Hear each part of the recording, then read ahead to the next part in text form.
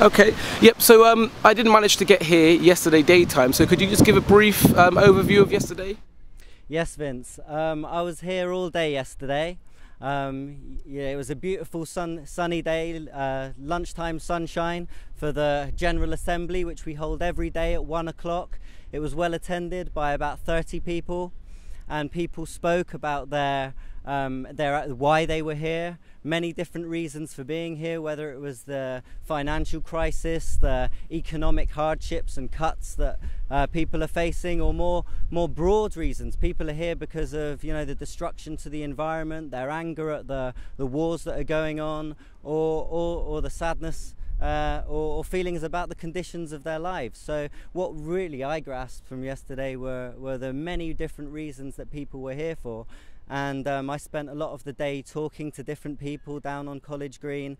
Many people in the public passing by, walking down Park Street, were very interested in what was going on. And the momentum built throughout the day. It was really great. By 6 o'clock, we had a huge General Assembly. Maybe close to 100 people came. And it was brilliant. I've never experienced a kind of circle or a meeting like this, because we were hearing people who usually don't get to express their voices or their opinions, and down here people were finding themselves able to find their expression. So I think that what's happening here is really amazing.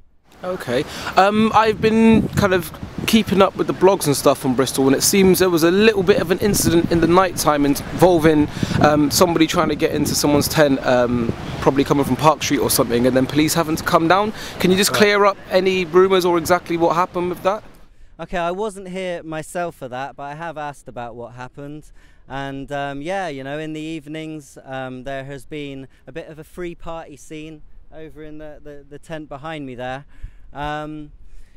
And so people were awake and up and enjoying themselves. Obviously, you know, Saturday night, Bristol town centre, you get a lot of people out for the night, out drinking, and unfortunately a group of lads did invade the kind of campsite and started trouble with the people who are camped here.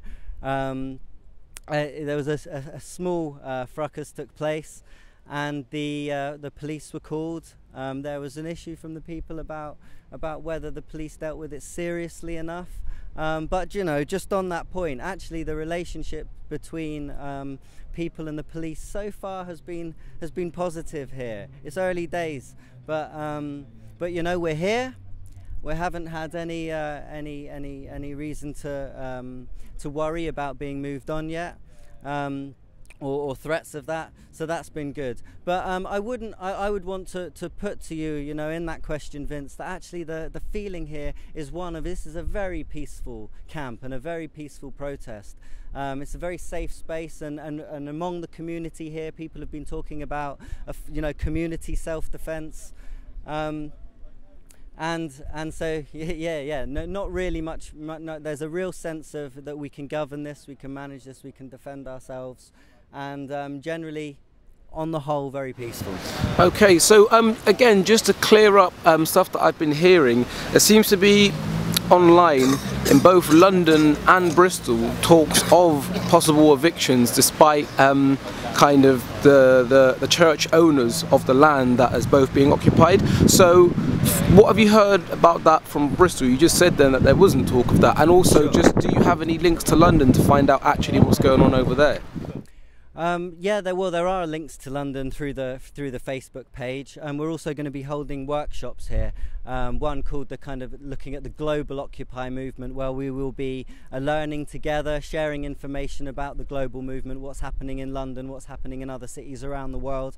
We have been fortunate enough ourselves, you see, down in Bristol, obviously this is a neighbourhood, this is a local community where many people know each other face to face, so we've been able to develop a relationship with both the police and the council. They've both sent down representatives. The police have sent down a lady called Amanda, who's come down each day, and we're seeing the kind of nurturing of, at least on the surface, a positive relationship. Of course, because of our experiences in the past, we've recently had the riots in Bristol, where much of the community felt that you know, very aggrieved by the police behaviour, that there isn't that level of trust yet.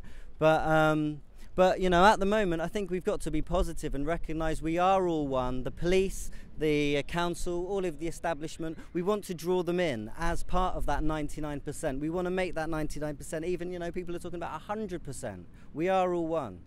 Okay, and what would you say finally to the people of Bristol who have driven past, they've seen the tents, they've seen something has been occupied, the sort of people who do want to change, but for some reason there's a barrier between what they see and them coming down and just sharing whatever it is that they think about this? Well, definitely. I'd say, you know, those barriers are always there. You know, we're conditioned in this society to believe that we're all isolated from each other, feel very alienated and alone with our problems, and people don't maybe feel that something like this movement is for them.